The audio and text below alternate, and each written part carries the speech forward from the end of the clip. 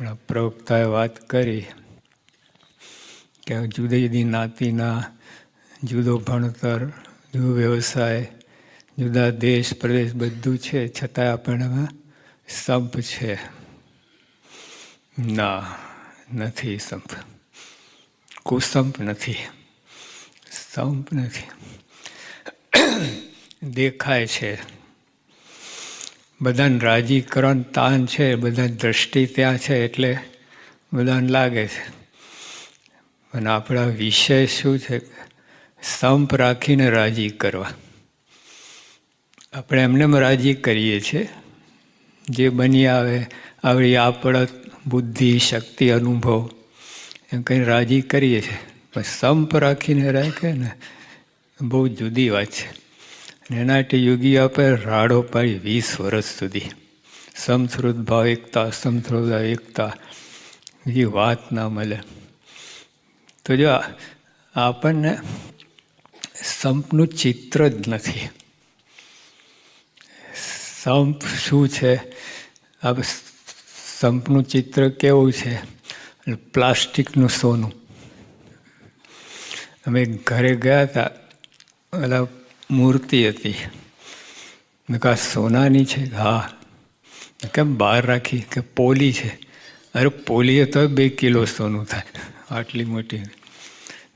Client ખોરામ નાખી, plastic.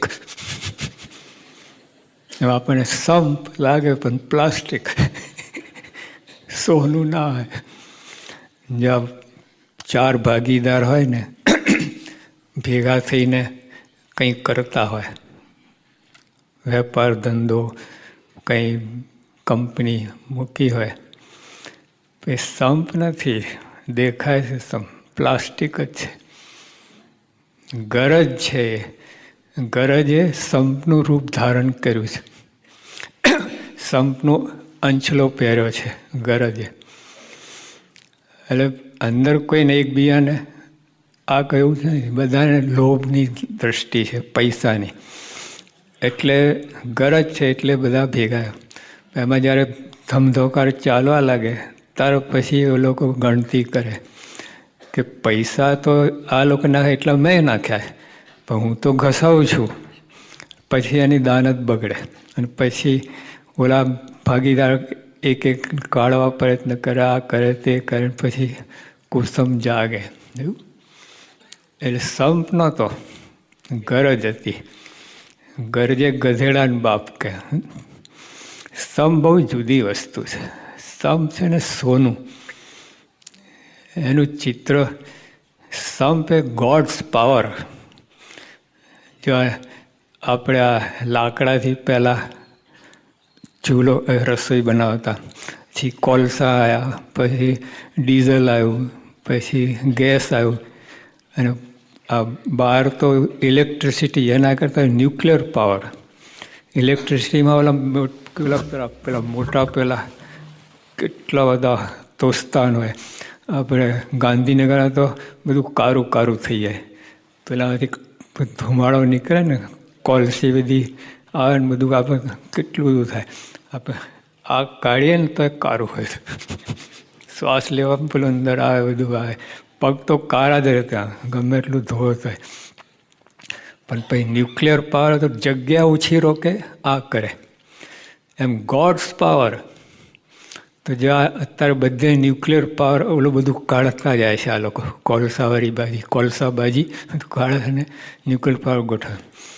એના કરતાં ગોડ્સ પાવર કેટલું કહેવાય. સંપ, મહારાજે કહ્યું, સંપ એ ભગવાનનું દૈવત છે. લાવું કે એટલે મહારાજ પોતે વાત કરે.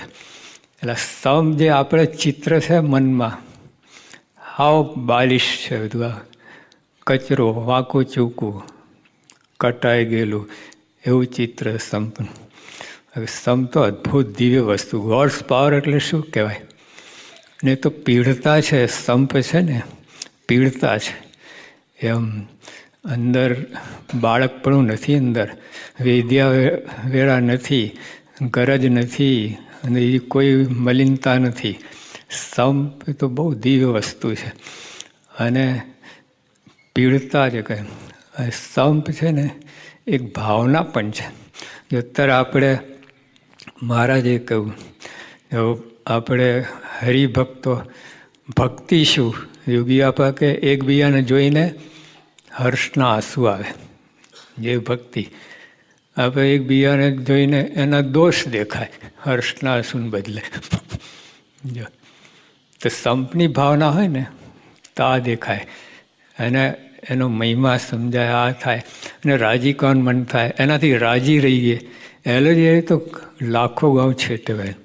આ સંપની ભાવના તો આવું પરિણામ અંદર આવે, એની અસર. જે અહીંયા વાતાવરણમાં પેલું અત્તર છાંટ્યું હોય તમે, કેવું આમ દેખાય નહીં, અનુભવાય. એટલે મગ આમ પ્રસન્નતા રહે મનની, ચિત્તની. તે રીતે આ સંપ હોય ને, મનની ચિત્તની પ્રસન્નતા રહે તમને.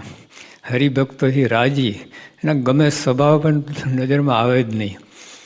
બહુ અદ્ભુત દિવ્ય તત્વ છે. એમાં આપણે ત્યાં સ્તંભ એટલે તો, અને જે યોગી આપા પ્રમુખ છે એના મનમાં એ ચિત્ર છે સ્તંભનું, એ ચિત્તને આપણે પામીએ તો બ્રહ્મની સ્થિતિ થઈ જાય, એકાંતિક થઈ જાય.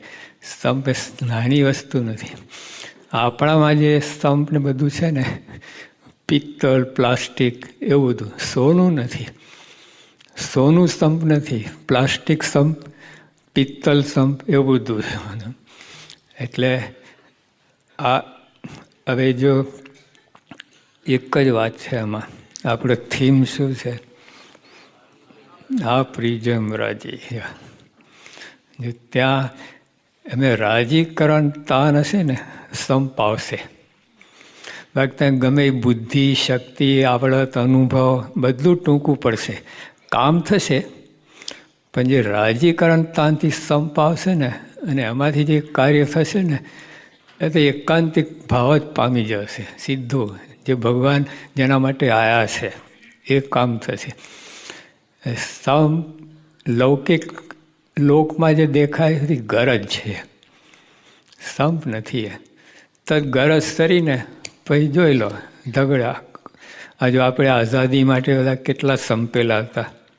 જે 4 ભાગીદાર હોય, હવે કોઈ ફેક્ટરી નાખવી, એમાં કરોડ રૂપિયાનો ખર્ચ હોય, તો બધા 25-25 લાખ હોય તો એક જણ ના કરી શકે. ગરજ છે ત્યાં.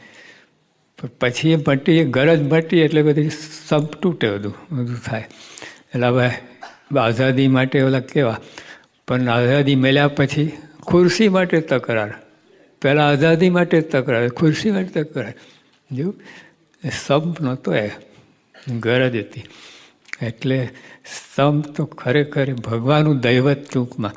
મારે કે જ્યાં સંપ છે ત્યાં રિદ્ધિ સિદ્ધિ છે, પ્રભુતા છે, અને સતયુગ છે, અને કુસંપ એ કળિયુગ છે. અને મારા કે સંપ એ મારો પ્રાણ છે. તો તમે ભગવાનના ભક્ત હો, ભગવાનના સેવક હો, પછી ભગવાનની ભક્તિ કરતા હો, સેવા, પણ તમે ભગવાનના પ્રાણ બનો તો કેટલી અદ્ભુત વસ્તુ કહે. ભક્ત, સેવક બધા કરતા ચડી જાય, ભગવાનના પ્રાણ કેટલું બધું કહે. એક મેઘ રસભસ થઈ ગયા. તો જે આ સંપ આ વસ્તુ છે.